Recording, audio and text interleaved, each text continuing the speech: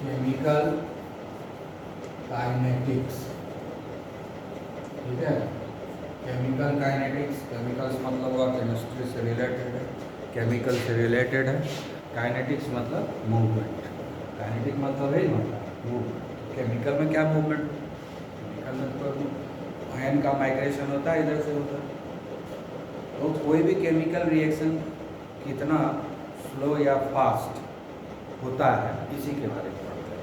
और ये स्लो और फास्ट होने में कौन कौन सा फैक्टर है जो इसको इम्पैक्ट करता है, जिसका प्रभाव इस पर पड़ता है, उसी के बारे में हम लोग पढ़ते हैं केमिकल काइनेटिक्स। मतलब केमिकल काइनेटिक्स में कोई भी केमिकल रिएक्शन का जो स्पीड है, मतलब वो कितना जल्दी होगा या कितना लेट से होगा, या मॉडरेट रेट से होगा, कि पहली बहुत ज़्यादा स्पीड से होगा या बहुत ही स्लो स्पीड से होगा, ये सब चीज़ के बारे में पढ़ते हैं। ठीक है ना।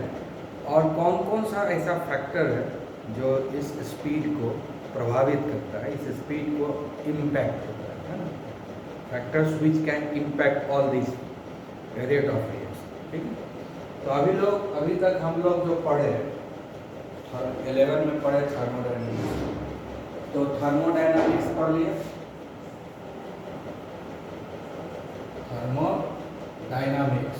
ठीक है। थर्मोडायनामिक्स हमको क्या देता है? डेल्टा जी बताता है ना। डेल्टा जी का वैल्यू क्या होता है? पॉजिटिव होता है, नेगेटिव होता है और जीरो होता है।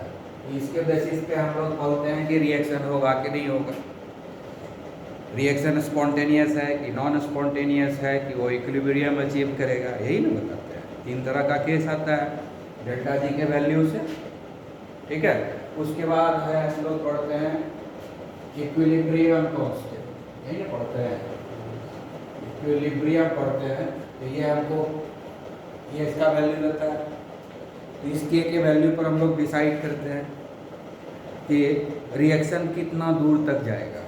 थोड़ा सा रिएक्शन होगा यानी प्रोडक्ट कम बनेगा कि ज़्यादा बनेगा। ठीक है, आई बात समझ में।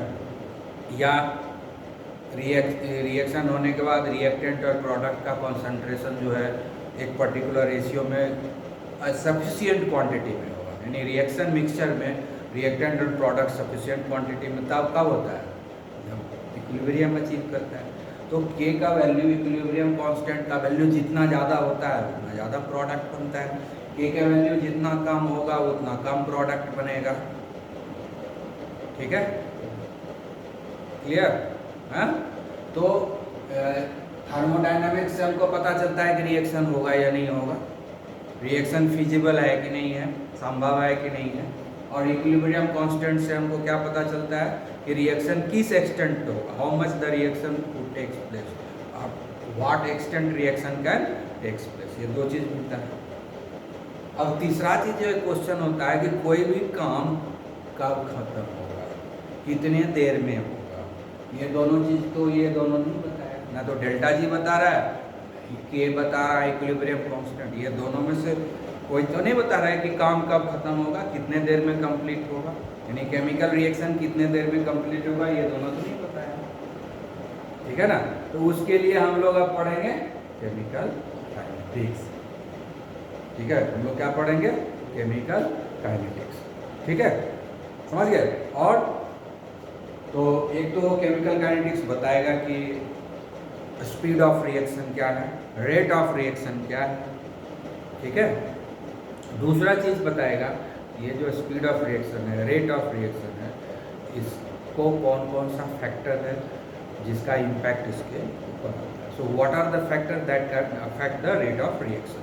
सो chemical kinetics is the branch of chemistry in which we study about in what time, how much time a particular chemical reaction would take to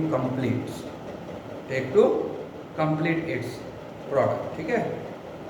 And the other thing it will tells us that the factor which can affect the rate of reaction. So it will tell you the speed of a reaction and the factor which can affect the rate of reaction. So these are the 2 things we are going to study in the topic that is called chemical kinetics. ठीक है, clear? अब जो है इसके पहले, before going into the details of the chemical kinetics, before the rate of reaction, we should know on the basis of the speed of reaction, chemical reactions are of three types. Chemical reaction क्या होता है? 3 तरह का होता है, ठीक है? वो 3 तरह का रिएक्शन कौन कौन होता है? एक होता है जो वेरी फास्ट होता है, ठीक है? एक रिएक्शन क्या होता है? Very fast. सो अगर हम लोग स्पीड ऑफ रिएक्शन देखें, on the basis of speed of reaction, ठीक है? Type of reaction on the basis of speed of reaction, type of reaction, so very fast reaction, ठीक है? इसको हम लोग बोलते हैं instant reaction, ठीक है? इंस्टेंट मतलब केमिकल को आपस में मिलाया, एक रिएक्शन कंप्लीट हो गया. समझ गए ना? ये जो होता है इनऑर्गेनिक केमिस्ट्री में होता है, ये आयनिक रिएक्शन. इसका जितना भी एग्जांपल है ना, आयनिक रिएक्शन जितना भी है ना, सब इसी का है. So all the ionic reactions comes into this category. Very fast reaction, very reaction लिखा है फास्ट में होगा, very fast reaction, that is called instant reaction, ठीक है? तो इस ग्रुप में कौन आता है? आयनिक रिएक्शन आता है ना? जैसे आयरन को मिलाए सल्फ्यूरिक एसिड, तुरंत रिएक्शन हो जाता है ना? बेरियम क्लोराइड को सोडियम सल्फेट में मिलाने तुरंत व्हाइट प्रेसिपिटेट आ गया ना? मिलाने के साथ आ गया ना? तो समझ में भी नहीं कितना टाइम लगा, मिलाए नहीं कि रिएक्शन कंप्लीट हो गया. इसको हम लोग बोलते हैं वेरी फास्ट रिएक्शन और इंस्टेंट रिएक्शन, है ना? जैसे सिल्वर क्लोराइड लेंगे, सिल्वर नाइट्रेट लेंगे. सिल्वर नाइट्रेट कलरलेस सॉल्यूशन होता है, ठीक है? और उसके बाद हम उसमें सोडियम क्लोराइड दे देंगे, कॉमन सॉल्ट. जैसे ही दोनों को मिलाएंगे तो सिल्वर क्लोराइड बनेगा. सिल्वर क्लोराइड का कलर क्या होता है? व्हाइट प्रेसिपिटेट होता है. तुरंत मिलाने के साथ ही व्हाइट प्रेसिपिटेट हमको, दोनों कलरलेस है. सोडियम क्लोराइड भी कलरलेस है और सिल्वर नाइट्रेट भी कलरलेस है.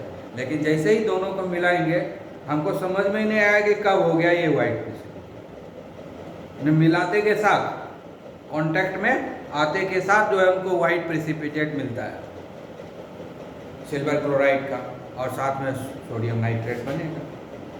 आई बात समझ में? जो पानी में मिल जाएगा. डबल डिस्प्लेसमेंट रिएक्शन पढ़े हो ना क्लास 10?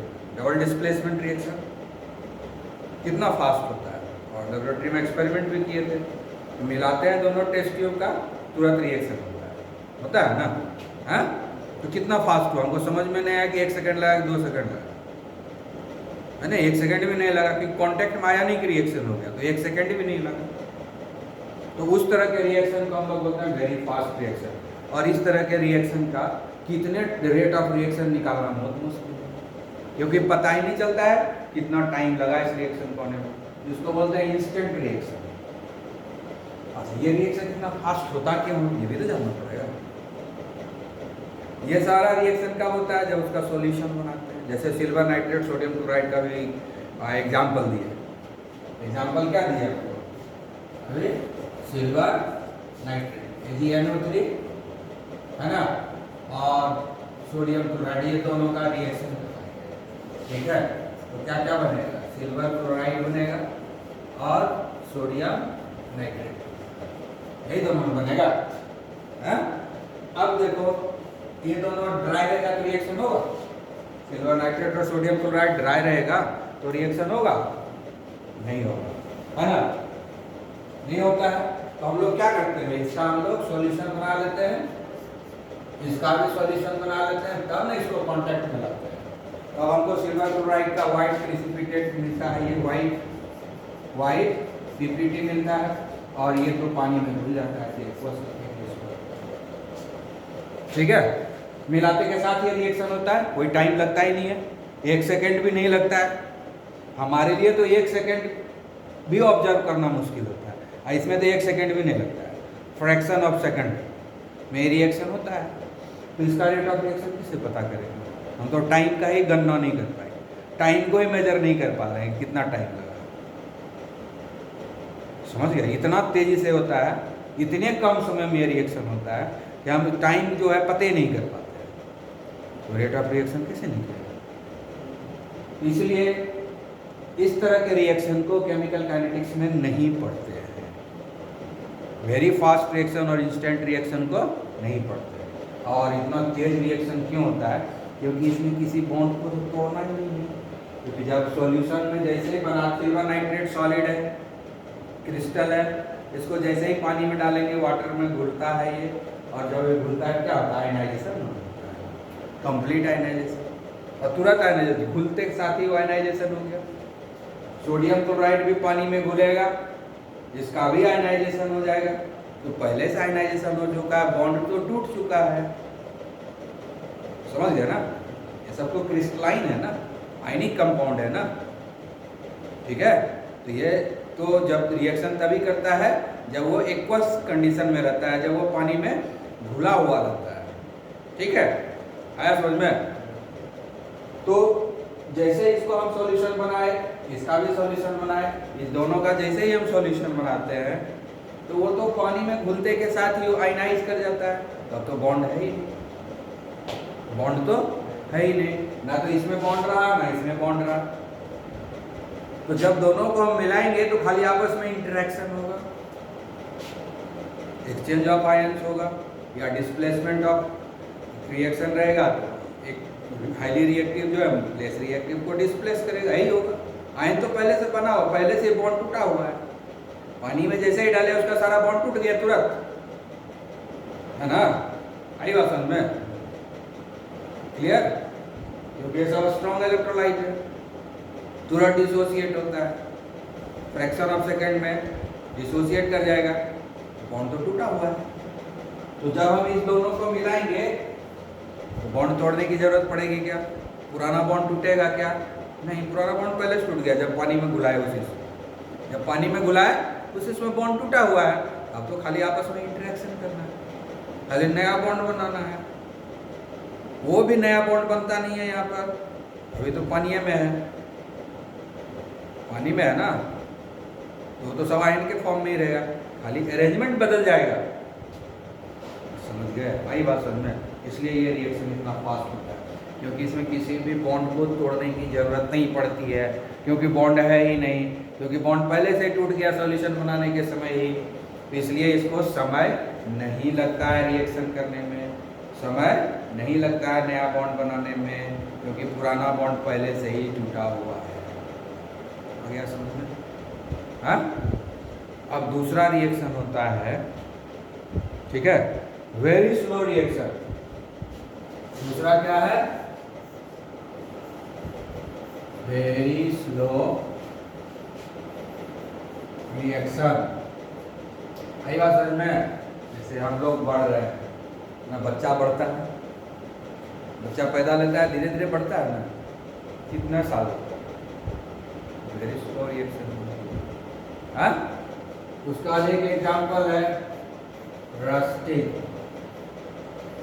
रस्टिंग कब कंप्लीट होगा हमको समझ में आता है? कितना स्लो होता है? सालों, 10 साल, 50 साल हो जाता है। हाँ, डिपेंड करता है आयरन का रॉड कितना मोटा है कि नहीं। हाँ, तो रस्टिंग क्या है? वेरी स्लो रिएक्शन है, धीरे धीरे धीरे धीरे। आई बात समझ में? अब जैसे कोई चीज़ सड़ता, खाना पीना का सामान, कपड़ा सड़ता है, खाने पीने का सामान सड़ता है, तो कितने देर में सड़ेगा हम लोग पता कर पाते हैं? नहीं कर पाते, ये एकदम धीरे धीरे हो रहा है। दिन भर में कोई सड़ जाता है, कोई 2 दिन में सड़ता है, कोई 3 दिन में सड़ता है, कोई साल भर में सड़ता है। हाँ, बायोडिग्रेडेबल जितना चीज़ है सारा चीज़ तो सड़ता है ना, तो सड़ने में कितना टाइम लगता है कभी नाप पाए हम लोग? ये वेरी स्लो रिएक्शन है। कभी कभी तो इतना स्लो रिएक्शन होगा कि अपनी ज़िंदगी भी खत्म हो जाएगी और तब तक नहीं सड़ेगा, तब तक वो कंप्लीट नहीं होगा। अब प्लास्टिक है ना, 4-5 जनरेशन मर जाएगा हमारा, तभी वो सड़ता नहीं है। तो कोई नाप पाएगा उसका रेट ऑफ रिएक्शन? पता कर पाएंगे? नहीं कर पाएंगे, ठीक है ना? हाँ, तो उस तरह के रिएक्शन को हम लोग बोलते हैं वेरी स्लो रिएक्शन। तो इस तरह के रेट ऑफ रिएक्शन का कोई फिजिकल इंपॉर्टेंस ही नहीं है, इसलिए इसको भी हम लोग केमिकल काइनेटिक्स में स्टडी नहीं करते, ठीक है? इसमें भी इसको, क्योंकि इस तरह के रेट ऑफ रिएक्शन का कोई फिजिकल इंपॉर्टेंस नहीं है, ये इतना स्लो है कि हम लोग बोर हो जाते हैं, जिंदगी भी खत्म हो जाती है, ठीक है ना? जैसे सड़ना हुआ, गलना हुआ, रस्टिंग हुआ, ये सब प्रोसेस, बायोलॉजिकल रिएक्शन जितना भी है ना, बायोकेमिकल रिएक्शन जितना भी बहुत ही स्लो होता है, तो हम लोग स्टडी नहीं कर पाते क्योंकि वेरी वेरी स्लो रिएक्शन। तो इस तरह के रिएक्शन के रेट ऑफ रिएक्शन का कोई फिजिकल इम्पोर्टेंस है ही नहीं, इसलिए इसको भी स्टडी नहीं करते हैं केमिकल काइनेटिक्स में, इसको स्टडी नहीं करते हैं केमिकल काइनेटिक्स में, इस तरह के रिएक्शन को भी स्टडी नहीं करते हैं। तीसरा होता है मॉडरेट रिएक्शन। मॉडरेट रिएक्शन, तीसरा क्या होगा? Moderate reaction.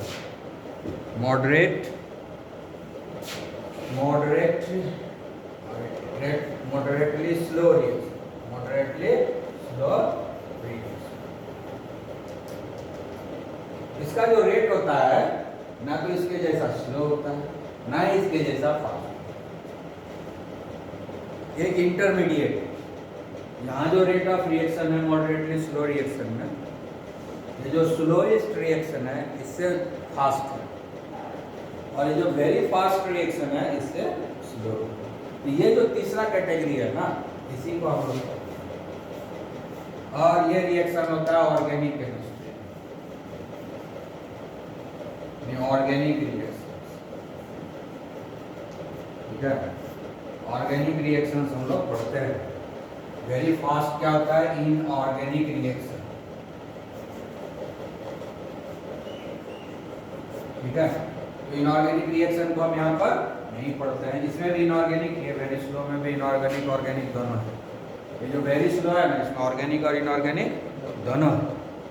मॉडरेटली स्लो में ऑर्गेनिक रिएक्शंस है, वैसा ऑर्गेनिक रिएक्शंस जिसमें कि, अच्छा ये वेरी स्लो क्यों होता है? क्योंकि बॉन्ड तोड़ने में बहुत मेहनत लगता है, बहुत मजबूत बॉन्ड, तो पुराना बॉन्ड को तोड़ने में समय लगता है और नया बॉन्ड बनाने में भी समय लगता है, इसलिए बहुत ही स्लो हो गया।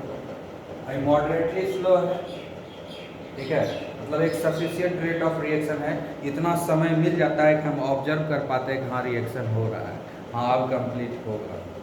इसमें तो हमको पता ही नहीं चलता कब कंप्लीट होगा, और इसमें तो इतना कम समय में कंप्लीट हो जाता है कि समझ में नहीं आता, है ना? और इसमें क्या है कि हम लोग ऑब्जर्व कर सकते हैं, हमारा जो ऑब्जर्वेशन कैपेबिलिटी है ह्यूमन बीइंग का, वो ऑब्जर्व कर सकता है अपना 5 सेंसेस से कि हाँ रिएक्शन हो रहा है, और देख करके समझ भी जाएगा हाँ इतने समय में ये कंप्लीट हो जाएगा, अनुमान भी लगा जाएगा। इस दोनों में तो अनुमान ही लगा पाएगा, इसमें तो अनुमान लगाते लगाते मर जाएंगे, और इसमें तो अनुमान लगाने से पहले खत्म हो जाएगा, ठीक है ना? आई बात समझ में? तो ये जो है मॉडरेटली स्लो रिएक्शन है, इसी को हम लोग पढ़ते हैं, क्योंकि ये ऐसे रेट ऑफ रिएक्शन से होता है जिसको आदमी ऑब्जर्व कर सकता है, ऑब्जर्वेबल रेट से होता है, ठीक है? ना तो ये स्लो है बहुत ज़्यादा, और ना ही ये बहुत ज़्यादा फास्ट है, जिससे के कारण हम लोग ऑब्जर्व कर सकते हैं। जैसे कि इन्वर्जन ऑफ केन शुगर है, हाइड्रोलिसिस ऑफ केन शुगर, इसका एग्जाम्पल क्या हो गया? Hydrolysis of cane sugar. Cane sugar का फॉर्मूला क्या होता है?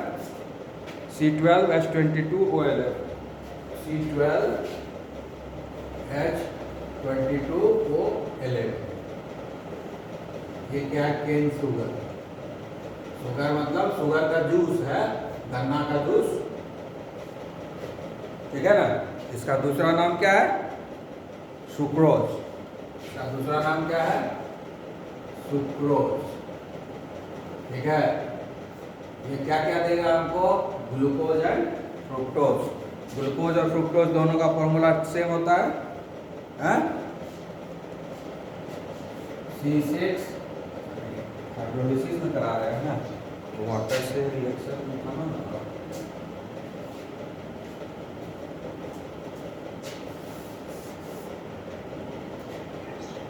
हाइड्रोलिसिस हो रहा है तो वाटर से रिएक्शन होगा ना, हाँ, ये बन जाएगा C6H12O6, सही होता है। और दूसरा होगा फिर C6H12O6, इसको अगर हम फ्रुक्टोज लिखते हैं, ये हो गया हमारा ग्लूकोज, ठीक है। तो ये हो गया हाइड्रोलिसिस, हाइड्रोलिसिस हो गया ना, हाइड्रोलिसिस ऑफ केन शुगर, ठीक है, हाइड्रोलिसिस ऑफ केन शुगर। तो इसका जब हाइड्रोलिसिस कराते हैं, वाटर से रिएक्शन कराते हैं, तो हमको दो चीज़ मिलता है, ग्लूकोज और फ्रुक्टोज मिलता है। ग्लूकोज बहुत ज़्यादा क्वांटिटी में मिलता है, इसीलिए मार्केट में मिल जाता है सस्ते में, और फ्रुक्टोज बहुत कम होता है। तो शुगर का जो जूस पीते हैं उसमें दोनों चीज़ है, ग्लूकोज है और फ्रुक्टोज भी है, ठीक है ना। जो चीनी खाते हैं उसमें ग्लूकोज भी है, फ्रुक्टोज भी है, समझ गए। गुड़ जो कहते हैं उसमें दोनों चीज़ है, यही बात समझ में है, जैगरी जिसको बोलते हैं। तो ये हो गया hydrolysis of cane sugar. Hydrolysis कराएं, ये रिएक्शन कितने देर में होगा हमको पता चल जाता है। हम इतना लीटर शुगर, कैन शुगर हम जो है यूज कर रहे हैं, ये इतने देर में ये रिएक्शन कंप्लीट हो जाएगा, हाइड्रोलिसिस जब कराएंगे, ठीक है। आए बात समझ में, हैं। उसके बाद जो है हाइड्रोलिसिस ऑफ, हाँ, हाइड्रोलिसिस ऑफ स्टार्च, हम लोग स्टार्च भी खाते हैं, हाँ। अगली बार होगा हाइड्रोलिसिस ऑफ स्टार्च। हम लोग जब स्टार्च खाएंगे अपने बॉडी में, है ना, या तो बॉडी में भी हाइड्रोलिसिस होता है और बाहर में हम लोग भी करवा सकते हैं। उसी तरह से कैन शुगर जब हम लोग पी लेते हैं, बॉडी के अंदर हाइड्रोलिसिस होता है, या तो बाहर में हम हाइड्रोलिसिस करा के दोनों को अलग कर लेते हैं, ठीक है। उसी तरह से ग्लूकोज, ये सेलुलोज का भी करवाएंगे। तो सेलुलोज का क्या होता है, C6H10O5, ठीक है। दो यूनिट, ये जो है बहुत सारा यूनिट आपस में जुड़ा हुआ है, इसलिए N है ना। कैन शुगर में क्या होता है कि एक ही यूनिट, दो ही चीज़ रहता है, ये दोनों C6H12O6, और दो तो आपस में जुड़ा हुआ रहता है, दो से ज़्यादा नहीं जुड़ता, दो ही यूनिट आपस में जुड़ के होता है। और स्टार्च में कितना यूनिट आपस में जुड़ेगा ये करना मुश्किल है, इसलिए हम N यूज करते हैं। इसमें सिर्फ दो ही चीज़ जुड़ा हुआ रहता है, ये दोनों आपस में जुड़ा हुआ है, इसलिए हम उसमें वैसा कुछ नहीं दिए, क्योंकि मालूम है दो ही चीज़ जुड़ा हुआ रहता है। और इसमें ये C6H12O5 जो है, हाउ मेनी यूनिट्स आपस में जुड़ा रहेगा, इतना आपस में जुड़ा रहेगा, ये कोई नहीं जानता, इसलिए हम लोग अलग अलग, जैसे कि स्वीट पोटैटो है, उसमें भी स्टार्च है, गेहूं है उसमें भी स्टार्च है, चावल है उसमें भी स्टार्च है, दाल है उसमें भी स्टार्च है। तो सब जगह जो स्टार्च है ना, उसका क्वालिटी डिफरेंट है। क्वालिटी डिफरेंट क्या है कि कितना मॉलिक्यूल ये आपस में जुड़ा हुआ है, ये डिफरेंट है। सब में सेम क्वांटिटी में ये वाला मॉलिक्यूल आपस में जुड़ा हुआ, पॉलीमराइजेशन बताया ना, है ना, सेम यूनिट आपस में जुड़ता है, पॉलीमराइजेशन में पढ़ा है ना। तो स्टार्च क्या है, पॉलीमर, ठीक है ना। ये भी पॉलीमर है, लेकिन इसमें दो ही यूनिट है ना, तो डाइमर बोल देते हैं, क्योंकि दो ही चीज जुड़ा हुआ है। लेकिन इसमें कितना, दो ही जुड़ा है, दो जुड़ेगा, तीन जुड़ेगा, चार जुड़ेगा, पांच जुड़ेगा, ये निश्चित नहीं है। ये डिपेंड करता है कि वो कहाँ पर है, गेहूं का वाला है कि चावल वाला है कि आलू वाला है, सही बात समझ में। उसके बाद स्वीट पोटैटो आता है, उसका है, उसको शकरकंद बोलते हैं। उसके बाद एक और आता है वाइट ऐसा, है ना, वो भी वाइट, उसमें भी बहुत ज़्यादा रहता है। तो बहुत तरह का है, जहाँ जहाँ स्टार्च मिले सब जगह के स्टार्च की क्वालिटी डिफरेंट होती है, ठीक है, इसीलिए N लिखा गया है, ठीक है। जब इसका हाइड्रोलिसिस होगा तो ये क्या देगा मालूम है, माल्टोज। ये क्या देता है हमको, माल्टोज। यानी यूनिट का हो जाएगा माल्टोज, C12H22O11, C12H22O11, ये क्या देगा, N molecules of maltose. Water से रिएक्ट करेगा तब ना। हाँ?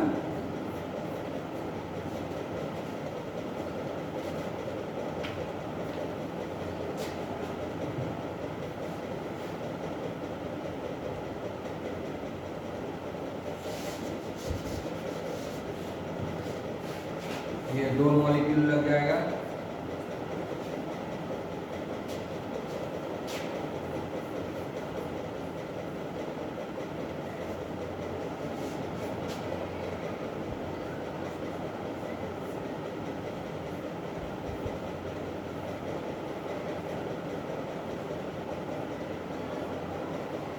ठीक है। ये हो गया माल्टोज और ये हो गया स्टार्च। जब हम स्टार्च का हाइड्रोलिसिस कराते हैं तो हमको क्या मिलता है? बहुत तरह का ना शुगर यूनिट है, ग्लूकोज है, फ्रुक्टोज है, माल्टोज है, लैक्टोज है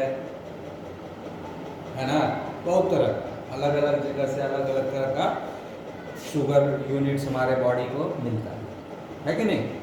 तो हम लोग स्टार्च का जब हम हाइड्रोलिसिस कराएंगे तो हमको मिलेगा माल्टोज। और ये रिएक्शन भी मॉडरेट रेट से होता है, मतलब हम भी यहाँ पर रिएक्शन जब शुरू कराएंगे तो हमें कोई आइडिया हो जाएगा कि हम आधा घंटा में होगा, 15 मिनट में होगा, 5 मिनट में होगा, 1 घंटे में होगा, 2 घंटे में होगा, ऐसा हम अनुमान लगा लेंगे और लगभग उतने घंटे में उतने समय में हो भी जाता है।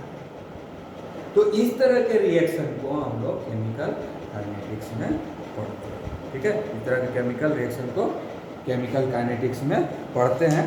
अब हम लोग रेट ऑफ केमिकल रिएक्शन पढ़ेंगे। पॉज करेंगे तो हम लोग जो है पढ़ेंगे rate of reaction, rate of reaction,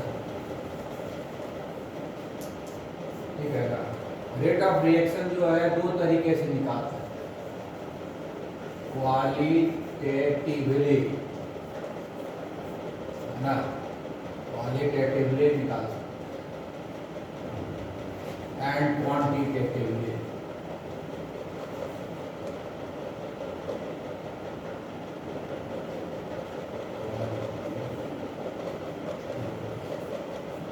qualitatively and quantitatively हम लोग निकाल सकते हैं रेट ऑफ रिएक्शन, ठीक है ना?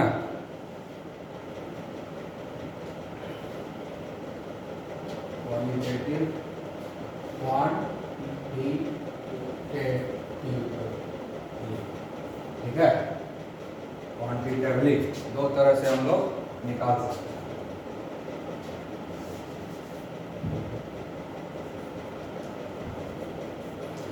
ठीक है?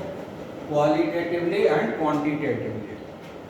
क्वालिटेटिवली क्या कर सकते हैं? रिएक्शन जब होने लगता है तो उसमें कलर चेंज होता है, गैस निकलता है, टेम्परेचर में चेंज होता है, हाँ रिएक्शन हो रहा है ना? टेम्परेचर में चेंज हो रहा है, कलर में चेंज हो रहा है, इतने देर में कलर चेंज हो जाएगा, लगभग इतने देर में गैस इतना निकल जाएगा, है ना? यही सब ना बोलेंगे, ये हुआ क्वालिटेटिवली रेट ऑफ रिएक्शन, है ना? कलर में कितना चेंज आ रहा है, तो कलर में इतना चेंज आएगा, इतना चेंज आएगा, रिएक्शन कंप्लीट हो जाएगा, यही बोलते हैं। इतना गैस निकलेगा तो रिएक्शन कंप्लीट हो जाएगा, है कि नहीं? इतना टेम्परेचर बढ़ जाएगा, रिएक्शन कंप्लीट हो जाएगा, यही सब बोलते हैं। तो ये सब क्या होगा? ये हो गया क्वालिटेटिवली, मतलब इसमें कोई डेटा नहीं है, हमारा एक सेंस ऑफ ऑब्जर्वेशन है, उससे ऑब्जर्व करके हम लोग पता लगा लिए कि हाँ भाई रिएक्शन इतने देर में होता है, हो जाएगा, ठीक है? समझ में आया? इसको बोलते हैं क्वालिटेटिवली। मतलब क्या हुआ? इसमें आर्बिट्रेरी कंक्लूजन। क्वालिटेटिवली में क्या हो गया? आर्बिट्रेरी, आर्बिट्रेरी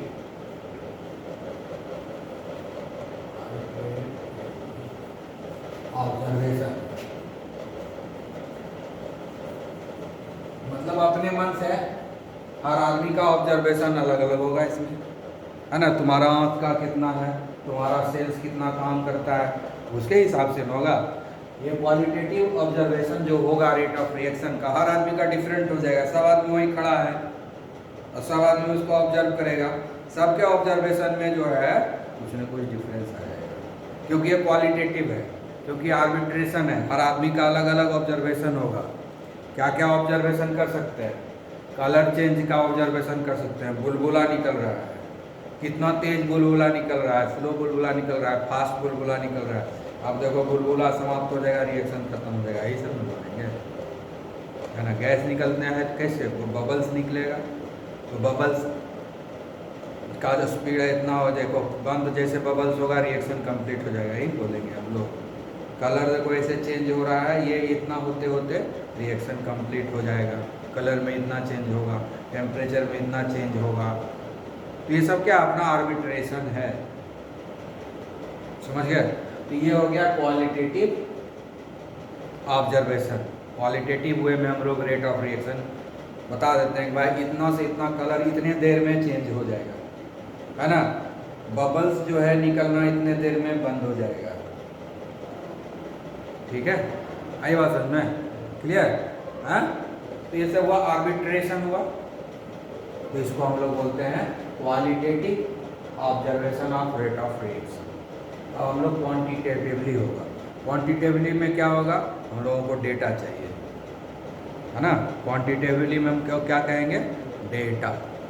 तो डेटा में क्या होता है? क्वांटिटेटिवली में देखेंगे कि क्या हो रहा है। एक्चुअली हम बताना पड़ेगा कि इतना में इतना होता है, इतना में इतना होता है, ठीक है। तो जब केमिकल रिएक्शन को हम ऑब्जर्व करते हैं तो दो चीज होता है। एक होता है decrease in the concentration, decrease in the concentration of reactant, है ना। दूसरा चीज क्या होता है? increase in the concentration, increase in the concentration of product। ये दो चीज तो निश्चित होता है। कोई भी केमिकल रिएक्शन जब होगा तो रिएक्टेंट का कॉन्सेंट्रेशन समय के साथ घटेगा। Decrease in the concentration of reactant with time, ठीक है। Increase in the concentration of the product with time, ठीक है। आई बात समझ? समय के साथ रिएक्टेंट का कॉन्सेंट्रेशन घटते जाएगा और समय के साथ प्रोडक्ट के कॉन्सेंट्रेशन का बढ़ता जाएगा। कॉन्सेंट्रेशन ऑफ द प्रोडक्ट बढ़ता जाएगा, ठीक है। तो हम रेट ऑफ रिएक्शन इस दोनों के टर्म में एक्सप्रेस कर सकते हैं कि भाई इतना से इतना घटने में इतना टाइम लगा, इतना से इतना बढ़ने में इतना टाइम लगा। तो ये जो है हमारा परफेक्ट होगा ना।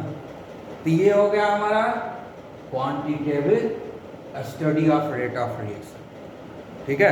तो रेट ऑफ रिएक्शन को हम लोग डिफाइन कर सकते हैं क्वांटिटेटिवली, ठीक है।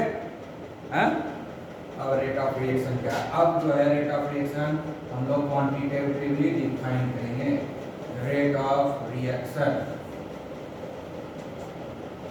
क्या होगा? Rate of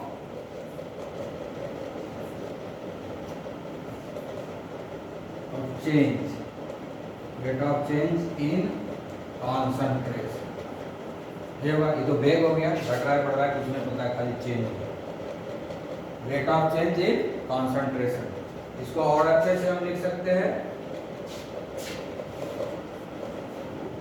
rate of decrease in the concentration of reactant. धीरे धीरे घटता है ना। एक डेफिनेशन ये हो गया rate of decrease in the concentration of reactant. दूसरा डेफिनेशन क्या हो गया? Rate of increase in the concentration of product. यही दो चीज में होता है, rate of change of concentration, है ना। Rate of decrease in the concentration of, सारा रिएक्टेंट का नहीं देखते हैं, any one, concentration of any one reactant and the rate in the of the concentration of any one product.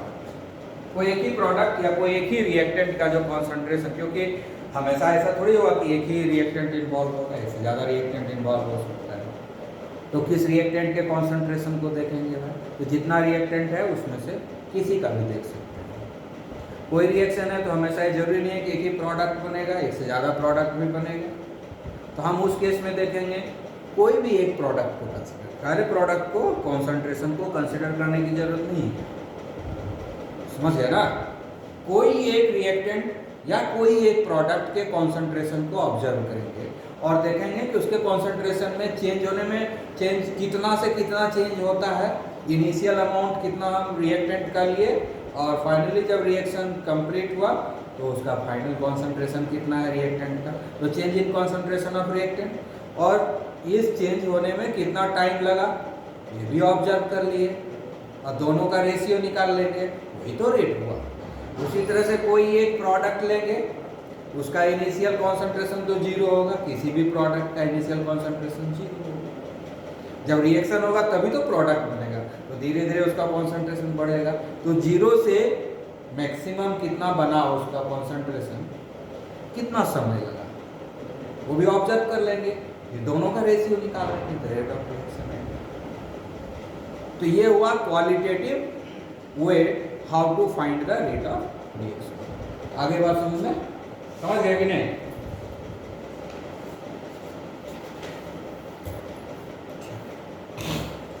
समझ में आया ये? हाँ?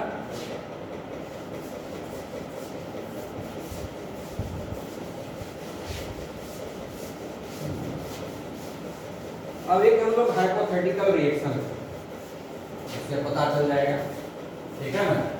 तो थियोरेटिकली हम लोग एक्सप्लेन किए, अब जरा मैथमेटिकली भी तो देखें रेट ऑफ रिएक्शन को कैसे एक्सप्रेस कर सकते हैं। तो मैथमेटिकली देखने के लिए तो हमको हर चीज मैथमेटिकली लेना पड़ेगा, है ना। एक हाइपोथेटिकल रिएक्शन लेते हैं, ठीक है। मान सारे रिएक्टेंट को रिप्रेजेंट करने के लिए एक ही टर्म लेते हैं आर, आई बात समझना, और स्क्वायर ब्रैकेट डाल देते हैं। इसका मतलब क्या होगा, कॉन्सेंट्रेशन। तो रिएक्शन में तो स्क्वायर ब्रैकेट देने की जरूरत नहीं है, जब लिखेंगे कॉन्सेंट्रेशन उसमें। एक हाइपोथेटिकल रिएक्शन हम लेते हैं, आर मतलब रिएक्टेंट, और ये रिएक्टेंट जो है प्रोडक्ट में कन्वर्ट हुआ, प्रोडक्ट को हम पी से डिनोट किया, ठीक है। एक हाइपोथेटिकल रिएक्शन लिए। अब देखो इसका इनिशियल कॉन्सेंट्रेशन, मतलब जब अभी शुरू ही नहीं हुआ है, कितना हम लिए हैं, मान लेते हैं इसका इनिशियल कॉन्सेंट्रेशन हमने R1 लिया, ये रिएक्शन है, इसका इनिशियल कॉन्सेंट्रेशन, तो इसका इनिशियल कॉन्सेंट्रेशन तो जीरो होगा, या इसको भी हम मान लेते हैं P1, बाद में देखेंगे जीरो, इनिशियल इसको भी मान लेते हैं P1, ठीक है, क्लियर है।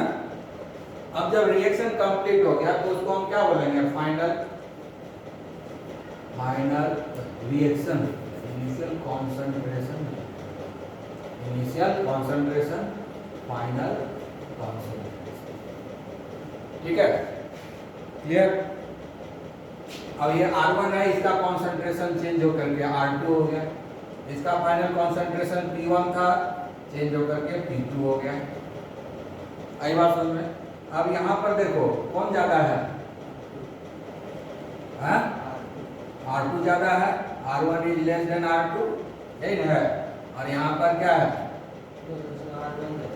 हाँ यहाँ पर तो उल्टे R1 ज्यादा है R2 से, और यहाँ P1 जो है कम है P2 से, यही है, यहाँ पर तो यही है। आई बात समझ में।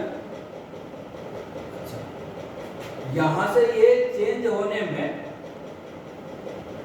अब टाइम भी लेंगे, टाइम हुआ ना, इनिशियल टाइम देख लेते हैं, T1 बज रहा है, ये कितना समय होगा T1, ठीक है। फाइनल टाइम अभी T2 बज रहा है, अभी कितना समय हुआ है T1, जब रिएक्शन कंप्लीट हुआ उसमें कितना समय हुआ T2, तो टोटल टाइम कितना लगा T2 माइनस T1, यही तो निकालना है ना, टाइम कितना लगा T2 माइनस, आई बात समझ में। तो अब हम लोग तो चेंज इन टाइम, ठीक है, कितना टाइम लगा, तो चेंज इन टाइम कितना हुआ, मैं चेंज इन टाइम नहीं, ये वर्ड से ड्यूरेशन है ना, क्या लिखेंगे ड्यूरेशन, चेंज इन टाइम से ड्यूरेशन हो गया हमारा डेल्टा टी, इसी से डिनोट करता है, कोई चीज जब बदलता है ड्यूरेशन, कितना समय लगा ये काम हो, तो कितने बजे स्टार्ट किए थे, कितने बजे खत्म किए थे, उस दोनों का ही डिफरेंस निकलता है। तो डेल्टा टी क्या हो जाएगा हमारा T2 माइनस, आई बात समझ में, हाँ। अब देखते हैं यहाँ पर change in concentration of the reactant, ठीक है, change in concentration of reactant, ठीक है, इसको क्या लिखेंगे delta R, change in the concentration of reactant delta R लिखेंगे, तो क्या होता है फाइनल माइनस इनिशियल होता है ना, हाँ, तो फाइनल कितना है R2 माइनस, ठीक है, ये तो नेगेटिव में आएगा क्योंकि R2 छोटा है ना, ये नेगेटिव में आएगा कि नहीं, हाँ, तो इक्वल टू नेगेटिव आएगा ना, नेगेटिव में, क्लियर।